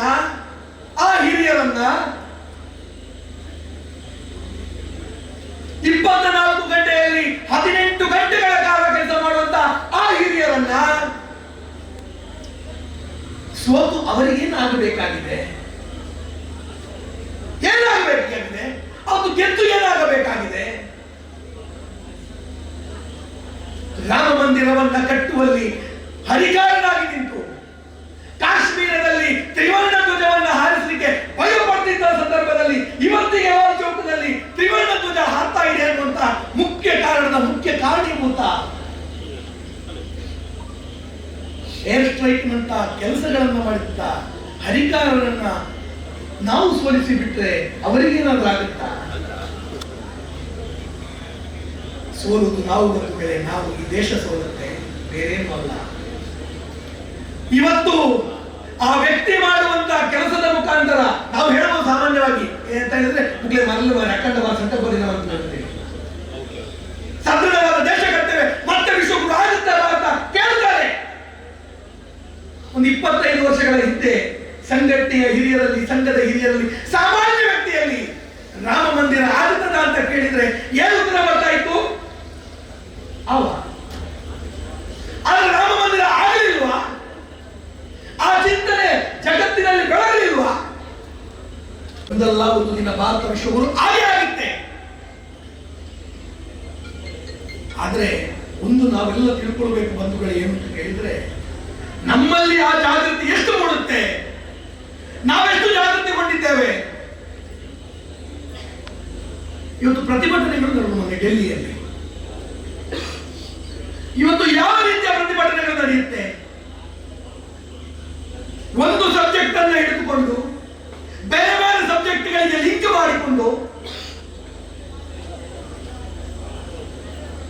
ಇವತ್ತು 1,000 ಪೋಸ್ಟ್ಗಳು ಅನೌನ್ಸ್ ಆದ್ರೆ, ಸರ್ಕಾರಿ ಉದ್ಯೋಗಗಳು ಅನೌನ್ಸ್ ಆದ್ರೆ 1,00,000 ಜನ ಅಪ್ಲೈ ಮಾಡ್ತಾರೆ.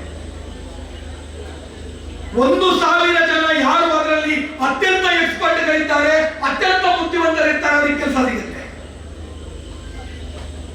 ಉಳಿದ 99,000 ಜನ ಬೇರೆ ಕೆಲಸಕ್ಕೆ ಅಪ್ಲೈ ಮಾಡಬೇಕು ಸಾಮಾನ್ಯವಾಗಿ.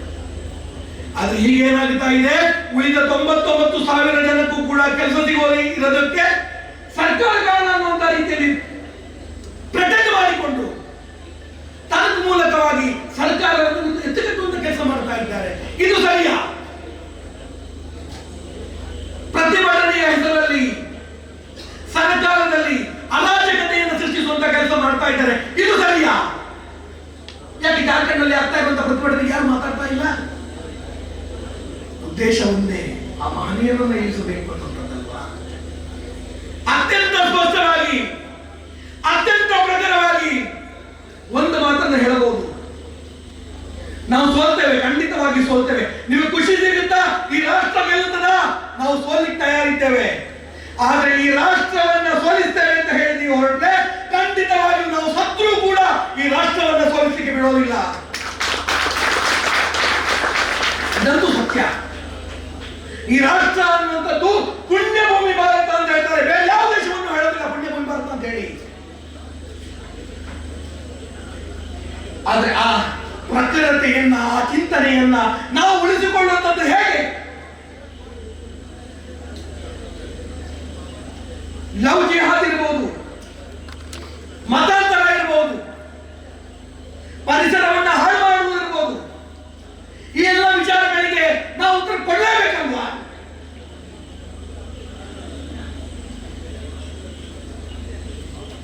ಒಮ್ಮೆ ವಿದ್ಯಾಭ್ಯಾಸವನ್ನ ತಿದ್ದಿದ್ದಾರೆ ಅಂತ ನಾನು ಹೇಳಿ ಕೆಲಸದಲ್ಲಿ ಒಂದು ಪುಸ್ತಕ, ಒಂದು ಪ್ರೈಮರಿ ಶಾಲೆಯ ಒಂದು ಪುಸ್ತಕ, ಮಗುವಿನ ಪುಸ್ತಕ, ಪಠ್ಯ ಪುಸ್ತಕ. ಅದರಲ್ಲಿ ಬರೀತಾರೆ, ಅದೊಂದು ಎಕ್ಸ್ಟ್ರಾ ಸಬ್ಜೆಕ್ಟ್ ಅಂತ ಈಗ ಪ್ರಾರಂಭ ಆಗಿದೆ. ಮೊದಲು ನಾವು ಇರೋಕ್ಲಿಕ್ಕೆ ಒಂದು ಸಬ್ಜೆಕ್ಟ್ ಎಕ್ಸ್ಟ್ರಾ ಸಬ್ಜೆಕ್ಟ್. ಅದರಲ್ಲಿ ಹೇಗೆ ಬರೀತಾರೆ ಅಂತ ಕೇಳಿದ್ರೆ, ಒಂದು ಊರಿನಲ್ಲಿ ಒಬ್ಬ ಅಜ್ಜ ಇರ್ತಾನೆ, ಅಜ್ಜನಿಗೆ 2 ಮಕ್ಕಳು ಇರ್ತಾರೆ, ಒಬ್ಬ ಮಗ ಊರನ್ನ ಬಿಟ್ಟು ಹೋಗಿರ್ತಾನೆ. ಮತ್ತೆ ಊರಿಗೆ ಬರುವಾಗ ಆತ ಗೋವನ್ನ ಕೊಂದು ಸಂಭ್ರಮ ಪಡ್ತಾನೆ, ನನ್ನ ಊರಿಗೆ ಹಂಚಿ ಅಂತೇಳಿ.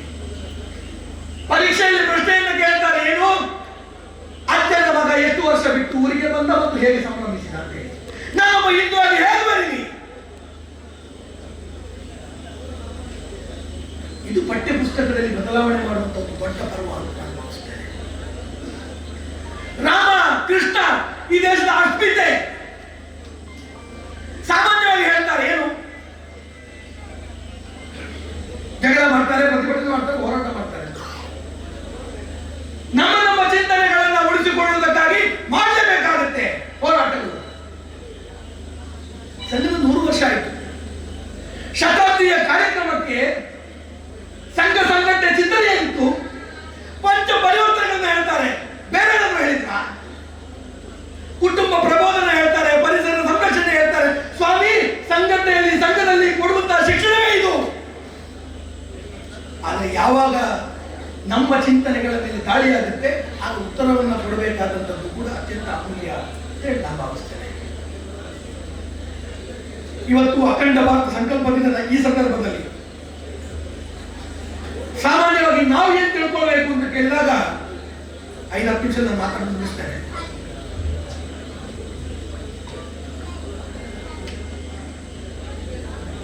ಈ ಅಖಂಡ ಭಾರತದ ಸಂಕಲ್ಪ ದಿನದಲ್ಲಿ ನಾವು ಹೇಗೆ ಜಾಗೃತಿ ಆಗಬೇಕು, ನಮ್ಮ ಜಾಗೃತಿ ಮುಂದಿನ ಭವಿಷ್ಯಕ್ಕೆ ಬೆಳಕಾಗಬೇಕು. ಆದರೆ ಆ ಜಾಗೃತಿಯನ್ನ, ಹಿಂದೂ ಚಿಂತನೆಯನ್ನ ಮತ್ತೆ ಮುಂದಿನ ಜನಾಂಗಕ್ಕೆ ಕೊಡಬೇಕಾದಂತ ಜವಾಬ್ದಾರಿ ಯಾರದ್ದು? ನಾನು ಹೇಳಿದೆ, ಬೇರೆ ಯಾವುದೇ ದೇಶದಲ್ಲಿ ಹುಟ್ಟಿದ್ರು ಕೂಡ ಇಷ್ಟು ಚಿಂತನೆ ಮಾಡುವ ಅಗತ್ಯವೇ ಇರಲಿಲ್ಲ ಅಂತ ಹೇಳಿ. ಪುಣ್ಯಭೂಮಿ ಭಾರತದಲ್ಲಿ ಹುಟ್ಟಿದ್ದಕ್ಕೋಸ್ಕರ, ಹಿಂದೂ ಆಗಿ ಹುಟ್ಟಿದ್ದಕ್ಕೋಸ್ಕರ ನಾವು ಹೆಮ್ಮೆ ಪಡಬೇಕು.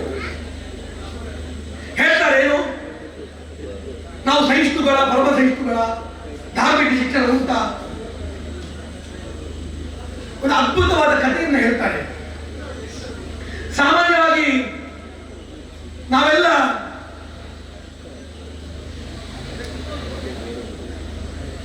ವಿವೇಕಾನಂದ ಬಗ್ಗೆ ಕೇಳಿರ್ಬೋದು.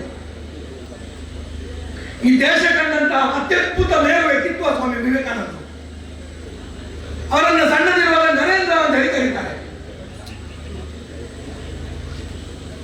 ಅವರ ತಂದೆಯವರು ವಿಶ್ವನಾಥ ವಕೀಲರಾಗಿರ್ತಾರೆ, ತಾಯಿ ಭುವನೇಶ್ವರಿ ದೇವಿ. ತಂದೆಯವರು ಮಗನನ್ನ ಕರೆದೊಮ್ಮೆ ಕೇಳ್ತಾರೆ, ನೀನು ಮುಂದೆ ಏನಾಗ ಬಯಸ್ತೀನಿ ಅಂತ ಹೇಳಿ. ಅದಕ್ಕೆ ಪುಟ್ಟ ಬಾಲಕ ನರೇಂದ್ರ ಹೇಳ್ತಾನೆ, ನಾನು ಕೃಷ್ಣನ ರೀತಿಯಲ್ಲಿ ಸಾರಥಿ ಆಗಬೇಕು ಅಂತ ಹೇಳಿ. ಏನು ಸಾರಥಿ? ವಿಶ್ವನಾಥ ಕೋಪ ಬರುತ್ತೆ. ಯಾಕೆ ಕೋಪ ಬರುತ್ತೆ ಅಂತ ಕೇಳಿದ್ರೆ, ಸಾಮಾನ್ಯವಾಗಿ ಡಾಕ್ಟರ್ನ ಮಗನಲ್ಲಿ ಕೇಳಿದಾಗ ಸರ್ಜನ್ ಆಗಬೇಕು ಅಂತ ಹೇಳ್ತಾರೆ, ಪೊಲೀಸರ ಮಗನಲ್ಲಿ ಕೇಳಿದಾಗ ನಾನು IPS ಆಗಬೇಕು ಅಂತ ಹೇಳ್ತಾರೆ, ಅಥವಾ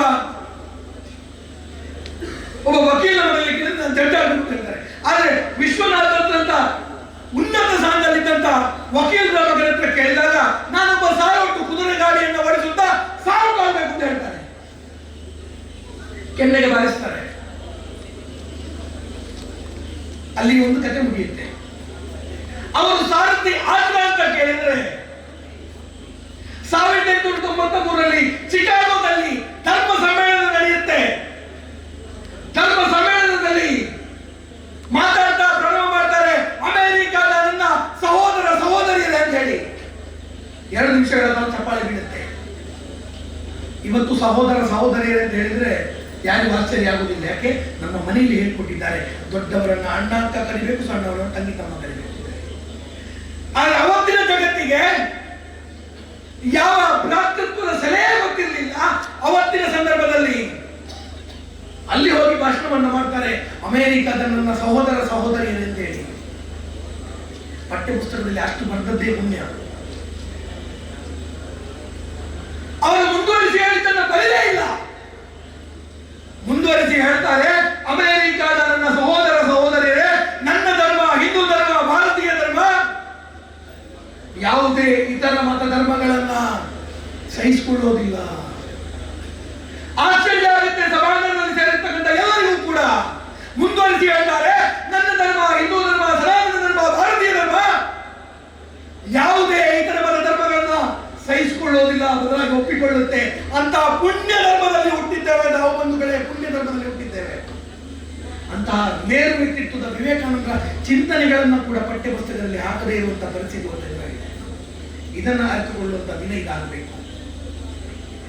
ಎಲ್ಲಿ ಬಂಗಾಳದಲ್ಲಿ ಹಿಂದೂಗಳು ಬದುಕಲಿಕ್ಕೆ ಸಾಧ್ಯ ಇಲ್ಲ ಅನ್ನುವಂಥ ಪರಿಸ್ಥಿತಿಯಲ್ಲಿ ಇವತ್ತಿಗೆ ನಮ್ಮ ಚಿಂತನೆಯ ಸರ್ಕಾರಗಳು ಬಂತಾವೆ. ಬದಲಾಗ್ತಾ ಇದೆ ಅಲ್ವ ಭಾರತ. ಏನು ಬಲೂಚಿಸ್ತಾನ ಅನ್ನುವಂತ ಪ್ರಾಂತ ಪಾಕಿಸ್ತಾನದಿಂದ ಬೇರ್ಪಟ್ಟಿದೆಯಲ್ಲ, ಇದು ಬದಲಾವಣೆ ಅಲ್ವಾ? ನೇಪಾಳದಲ್ಲಿ ಹಿಂದೂ ಪ್ರೇರಿತವಾದಂತಹ ಸರ್ಕಾರ ಹಿಂದಿದೆ ಅಲ್ವಾ? ಇದು ನಮ್ಮ ಚಿಂತನೆಯ ಅನುಷ್ಠಾನ. ಒಂದಲ್ಲ ಒಂದಿನ ಭಾರತ ಮತ್ತೆ ವಿಶ್ವಗುರು ಆಗುತ್ತೆ. ತನ್ಮೂಲಕವಾಗಿ ನಾವು ನೀವೆಲ್ಲ ಮುಂದಿನ ಜನಾಂಗಕ್ಕೆ ಹಿಂದೂ ಚಿಂತನೆಯನ್ನ, ಹಿಂದೂ ಅಂತ ಹೇಳಿದ್ರೆ ಏನು, ಒಬ್ಬರು ಹಿರಿಯರು ಹೇಳ್ತಾರೆ, it's the way of life ಹೇಳ್ತಾರೆ. ಏನು ಅಂತ ಕೇಳಿದ್ರೆ ಒಬ್ಬರು ಹಿರಿಯರು ಒಂದು ಪ್ರಮುಖ ಮಾತನಾಡಿ ನನ್ನ 2 ನಿಮಿಷ ಮಾತು ಮುಗಿಸ್ತಾರೆ. ಇವತ್ತು ಜಾತಿಯ ಬಗ್ಗೆ ಬಹಳ ಉನ್ನತ ಮಟ್ಟದಲ್ಲಿ ಚರ್ಚೆ ನಡೆಯುತ್ತೆ ತುಳುನಾಡಿನಲ್ಲಿ. ಸಾಮಾನ್ಯದ ಒಬ್ಬರು ಹಿರಿಯರ ಹತ್ರ ಒಂದು ಬೈಠಕ್ನಲ್ಲಿ ಕೇಳ್ತಾರೆ, ಜಾತಿ ಸರಿಯಾ ಅಂತ ಕೇಳಿ. ಅದಕ್ಕೆ ಅವರು ಸುತ್ತರವಾಗಿ ವರ್ಣನೆಯನ್ನು ಮಾಡ್ತಾರೆ. ಏನು ಕೇಳಿದ್ರೆ ಹಿರಿಯರು ಹುಟ್ಟು ಕೊಡೋ ಉತ್ತರ, ಜಾತಿ ಸರಿ, ಜಾತಿಯತೆ ತಪ್ಪು. ಹೇಗೆ? ಇವತ್ತು ಯಾಕೆ ಈ ಮಾತನ್ನ ನಾನು ಆಡ್ತೇನೆ ಅಂತ ಕೇಳಿದ್ರೆ, ಬಹುಶಃ ಇವತ್ತು ಈ ಉತ್ತರಗಳು ಈ ನಮ್ಮ ನಾಡಿಗೆ ತುಂಬಾ ಅಗತ್ಯ ಅಂತ ನಾನು ಭಾವಿಸ್ತೇನೆ. ಎಲ್ಲಿ ಹಿಂದುತ್ವ ಜಾಗೃತಿ ಆಗಬೇಕು, ಅದೇ ರೀತಿಯಲ್ಲಿ ನಮ್ಮ ಚಿಂತನೆಗಳು ಕೂಡ ಉತ್ತರವನ್ನು ಪಡೆದುಕೊಳ್ಬೇಕು. ಅವ್ರು ಕೇಳ್ತಾರೆ, ಜಾತಿ ಸರಿಯಾ ಅಂತ ಕೇಳಿ. ಹಿರಿಯರು ಉತ್ತರವನ್ನು ಕೊಡ್ತಾರೆ, ಏನು? ಜಾತಿ ಸರಿ, ಜಾತಿಯತೆ ತಪ್ಪು ಅಂತ ಹೇಳಿ. ಹೇಗೆ? ನಂದೊಂದು ಜಾತಿ ಇದೆ, ಅವ್ರದೊಂದು ಜಾತಿ ಇದೆ, ಇನ್ನೊಬ್ಬರದೊಂದು ಜಾತಿ ಇದೆ. ಆ ಎಲ್ಲ ಜಾತಿಗಳು ಕೂಡ ಒಂದು ಕಲ್ಲಿನ ರೀತಿಯಲ್ಲಿ, ಎಲ್ಲ ಕಲ್ಲುಗಳು ಕೂಡ ಸಮನಾಗಿ ನಿಂತಾಗ ಒಂದು ಕಂಪೌಂಡ್ ಆಗುತ್ತೆ. ನಮ್ಮ ಜಾತಿಯ ಒಂದು ಸಂಸ್ಕೃತಿ ಇದೆ, ನಿಮ್ಮ ಜಾತಿಯ ಒಂದು ಸಂಸ್ಕೃತಿ ಇದೆ, ಅವ್ರ ಜಾತಿಯ ಒಂದು ಸಂಸ್ಕೃತಿ ಇದೆ. ಆ ಎಲ್ಲ ಆಚಾರ ವಿಚಾರ ಪರಂಪರೆಗಳು ಬೇರೆ ಬೇರೆ ಇದೆ. ಆ ಎಲ್ಲ ಆಚಾರ ವಿಚಾರ ಪರಂಪರೆಗಳು ಮನೆತನಗಳು ಒಂದಾದಾಗ ಒಂದು ಹಿಂದೂ ಧರ್ಮ ಅನ್ನುವಂಥದ್ದಾಗುತ್ತೆ. ಆದರೆ ಎಲ್ಲಿ ಸಾಮಾಜಿಕ ವ್ಯವಸ್ಥೆಯಲ್ಲಿ ಜಾತಿ ಬರ್ತದೋ ಅದನ್ನು ನಾವು ವಿರೋಧ ಮಾಡಬೇಕು. ಇದು ನಾವು ನೆನಪಿಟ್ಕೊಳ್ಬೇಕು. ಎಲ್ಲಿ ಕಾಶ್ಮೀರದಲ್ಲಿ ಗಲಾಟೆ ಆಗುವಾಗ ಅಲ್ಲಿ ಕೇಳುವಂಥದ್ದು ನಿನ್ನ ಧರ್ಮ ಯಾವುದು ಅಂತ ಹೇಳಿ, ನಿನ್ನ ಧರ್ಮ ಯಾವುದು ಅಂತ ಹೇಳಿ, ನಿನ್ನ ಜಾತಿ ಯಾವುದು ಅಂತ ಕೇಳಲೇ ಇಲ್ಲ. ಅದಕ್ಕೋಸ್ಕರ ಅದಕ್ಕೆ ಉತ್ತರ ನೀಡಬೇಕು. ಜಾತಿ ಖಂಡಿತವಾಗಿಯೂ ಸರಿ, ಅದು ಜಾತೀಯತೆಯನ್ನು ಯಾವತ್ತೂ ಮಾಡಬಾರದು. ಈ ಚಿಂತನೆಯನ್ನು ಕೂಡ ನಾವು ಉಳಿಸ್ಕೊಳ್ಬೇಕು. ತನ್ಮೂಲಕವಾಗಿ ಹಿಂದೂ ಧರ್ಮವನ್ನ ಬೆಳೆಸುವಲ್ಲಿ, ಉಳಿಸುವಲ್ಲಿ ನಾವೆಲ್ಲ ಜಾಗೃತರ ಕೆಲಸ ಮಾಡೋದು ಅಂತ ಹೇಳ್ತಾ ಒಮ್ಮೆ ಘೋಷಣೆಯನ್ನು ಕೂಗೋಣ.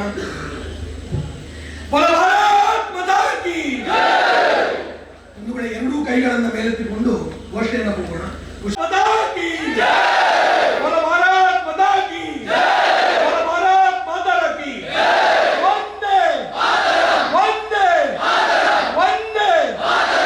ಕೊನೆಯಲ್ಲಿ ಒಂದು ಮಾತನ್ನು ಹೇಳಿ, ಬಂಕಿಂಚಂದ್ರ ಚಟರ್ಜಿ ಗಾಂಧೀಜಿಯವರ 150 ವರ್ಷಗಳ ಹಿಂದೆ ರಚಿತವಾದಂತಹ ವಂದೇ ಮಾತರಂಗೆ 150 ವರ್ಷಗಳು ಪೂರ್ಣಗೊಳ್ಳುವಂತಹ ಈ ಸಂದರ್ಭದಲ್ಲಿ ಆ ಅದ್ಭುತ ಗೀತೆಯನ್ನ, ರಾಷ್ಟ್ರೀಯ ಸ್ಥಾನಮಾನ ಪಟ್ಟಿರುವಂತಹ ಆ ಗೀತೆಯನ್ನ ಮತ್ತೆ ಮತ್ತೆ ಎದೆಯಲ್ಲಿ ಜ್ಞಾಪಿಸಿಕೊಳ್ಳುತ್ತಾ ಆ ಭಾರತ ಮಾತೆಗೆ ಪುಷ್ಪಾರ್ಚನೆಯನ್ನ ಮಾಡುತ್ತಾ ವಂದನೆಗಳನ್ನ ಹೇಳ್ತಾ ತನ್ಮೂಲಕವಾಗಿ ಹಿಂದೂ ಚಿಂತನೆಯನ್ನ ನಾವೆಲ್ಲ ಉಳಿಸಿಕೊಳ್ಳೋಣ, ಬೆಳೆಸಿಕೊಳ್ಳೋಣ ಅಂತ ನನ್ನ ಮಾತನ್ನ ವಿರಾಮ ಇಡ್ತೇನೆ.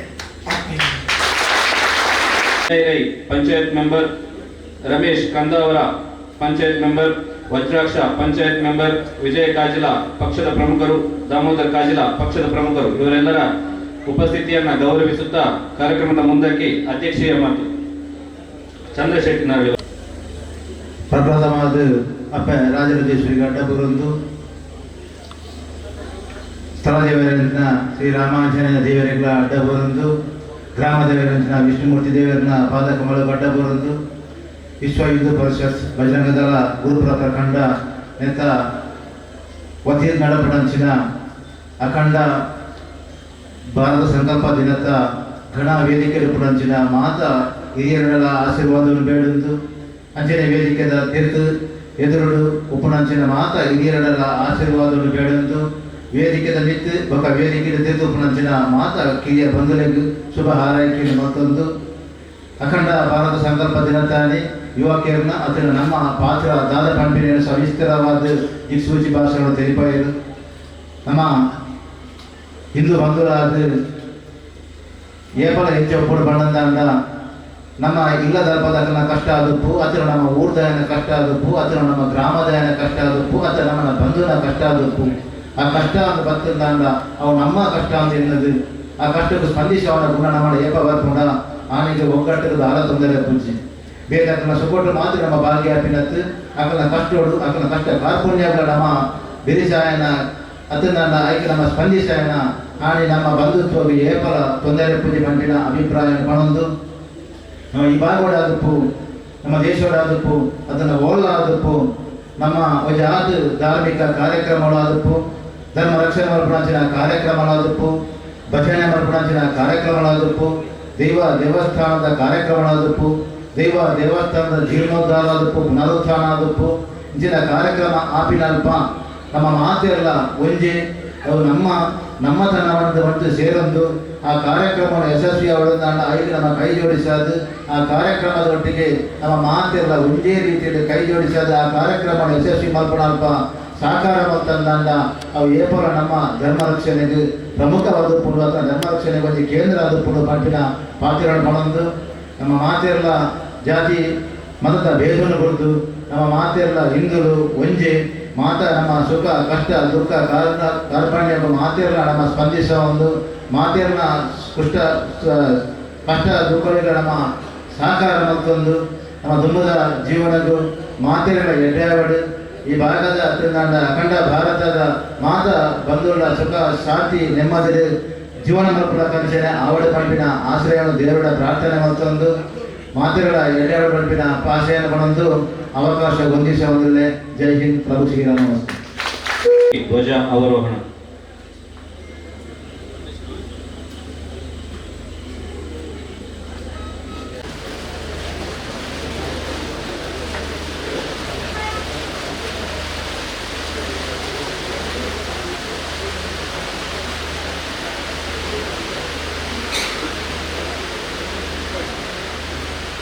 ಉಪವಿಶ.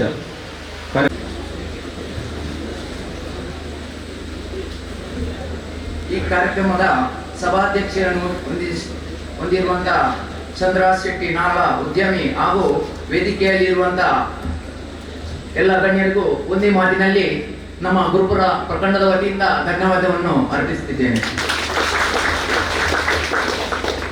ಹಾಗೂ ಈ ಕಾರ್ಯಕ್ರಮವನ್ನು ನಡೆಸಲು ಸಲಾವಕಾಶ ಮಾಡಿಕೊಟ್ಟಂತ ಶ್ರೀ ರಾಮಾಂಜನೇಯ ಭಜನಾ ಮಂದಿರ ಇದರ ಅಧ್ಯಕ್ಷರು ಹಾಗೂ ಸರ್ವ ಸದಸ್ಯರಿಗೂ ಒಂದೇ ಮಾತಿನಲ್ಲಿ ಧನ್ಯವಾದವನ್ನು ಅರ್ಪಿಸುತ್ತಿದ್ದೇನೆ.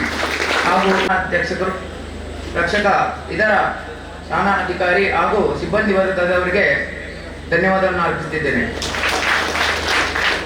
ಕಾರ್ಯಕ್ರಮಕ್ಕೆ ಲೈಟಿಂಗ್ ಮತ್ತು ಸೌಂಡ್ಸ್ ಒದಗಿಸಿದಂತ ಕೆಕೆ ಫ್ರೆಂಡ್ಸ್ ಇದರ ಮಾಲಕರು, ಸಿಬ್ಬಂದಿ ವರ್ಗ ಇವರಿಗೂ ಧನ್ಯವಾದವನ್ನು ಅರ್ಪಿಸುತ್ತಿದ್ದೇನೆ.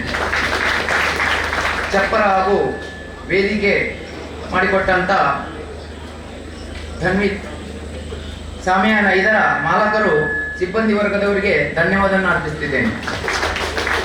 ಡೆಕೋರೇಷನ್ ಮಾಡಿಕೊಟ್ಟಂತ ಮಾಲಕರು ಇವರಿಗೂ ಧನ್ಯವಾದವನ್ನು ಅರ್ಪಿಸುತ್ತಿದ್ದೇನೆ. ಈ ಕಾರ್ಯಕ್ರಮಕ್ಕೆ ಗೊಂದಿಯ ವ್ಯವಸ್ಥೆಯನ್ನು ಮಾಡಿದಂಥ ಕಲ್ಪನೆ ಘಟಕದ ಎಲ್ಲ ಕಾರ್ಯಕರ್ತರಿಗೂ ಧನ್ಯವಾದವನ್ನು ಅರ್ಪಿಸುತ್ತಿದ್ದೇನೆ. ಉಪಹಾರದ ವ್ಯವಸ್ಥೆಯನ್ನು ಮಾಡಿದಂಥ ಕೊಲ್ಲೊಟ್ಟು ಭವಂತಿಬೆಟ್ಟು ಹಿಂದೂ ಬಾಂಧವರಿಗೆ ನಮ್ಮ ಗುರುಪುರ ಪ್ರಕರಣದ ವತಿಯಿಂದ ಧನ್ಯವಾದವನ್ನು ಅರ್ಪಿಸುತ್ತಿದ್ದೇನೆ. ಪಾರ್ಕಿಂಗ್ ವ್ಯವಸ್ಥೆಯನ್ನು ಮಾಡಿಕೊಟ್ಟಂತ ಸಲಿಯ ಮಣಿಯವರಿಗೆ ಗುರುಪುರ ಪ್ರಕರಣದ ವತಿಯಿಂದ ಧನ್ಯವಾದವನ್ನು ಅರ್ಪಿಸುತ್ತಿದ್ದೇನೆ. ಸಿಹಿ ತಿಂಡಿ ವ್ಯವಸ್ಥೆಯನ್ನು ಮಾಡಿದಂತ ಚಂದ್ರರಾಜ್ ಶೆಟ್ಟಿ ನಾಳ ಉದ್ಯಮಿ ಇವರಿಗೂ ಗುರುಪುರ ಪ್ರಕರಣದ ವತಿಯಿಂದ ಧನ್ಯವಾದವನ್ನು ಅರ್ಪಿಸುತ್ತಿದ್ದೇನೆ. ಪಾರ್ಕಿಂಗ್ ವ್ಯವಸ್ಥೆ ಮಾಡಿದಂತ ರಾಮಾಂಜನೇಯ ಗೇಮ್ಸ್ ಫ್ರೆಂಡ್ಸ್ ಇದರ ಕಾರ್ಯಕರ್ತರಿಗೂ ಧನ್ಯವಾದವನ್ನು ಅರ್ಪಿಸುತ್ತಿದ್ದೇನೆ. ಕಾರ್ಯಕ್ರಮವನ್ನು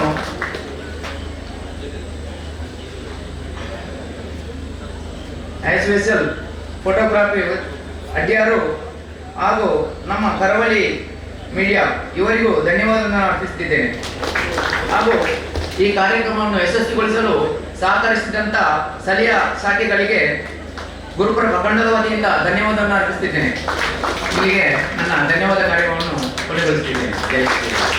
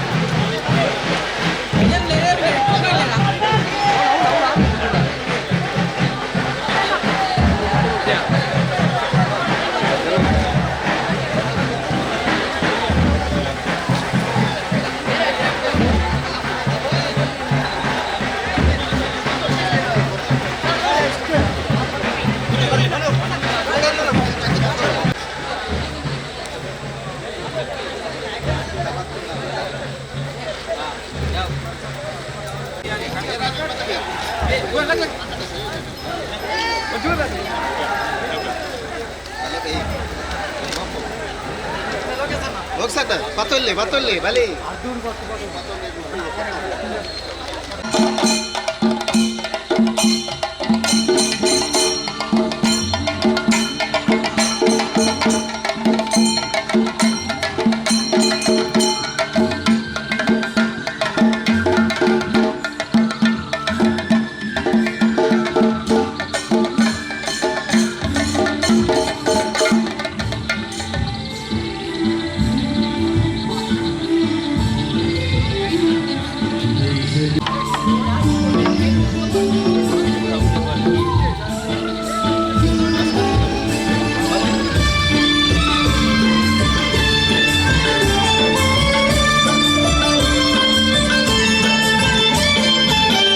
ಹರಿಯುವ ನೀರ ಕಣ ಮೇಲಗುವ ಬಾನಂಗಣ ಹಸಿರಾಗಿಹ ಮಣ್ಣ ಕಣ ಹಾರಾಡುವ ಹಕ್ಕಿಗಣ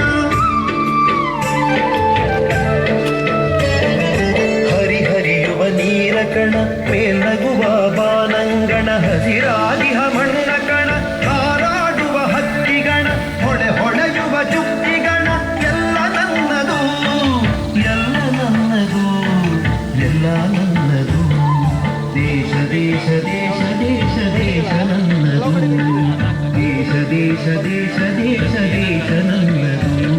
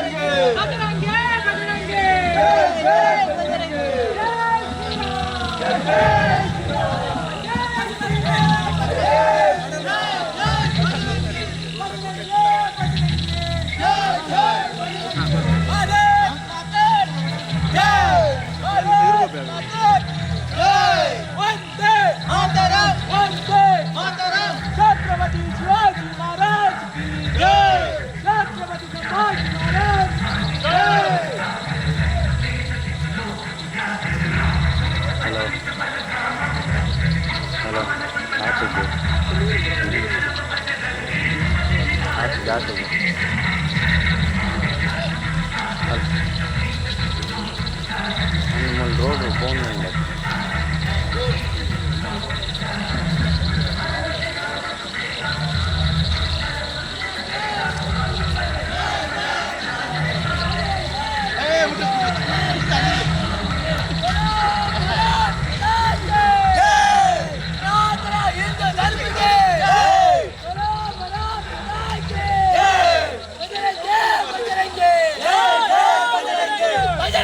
बजरंगे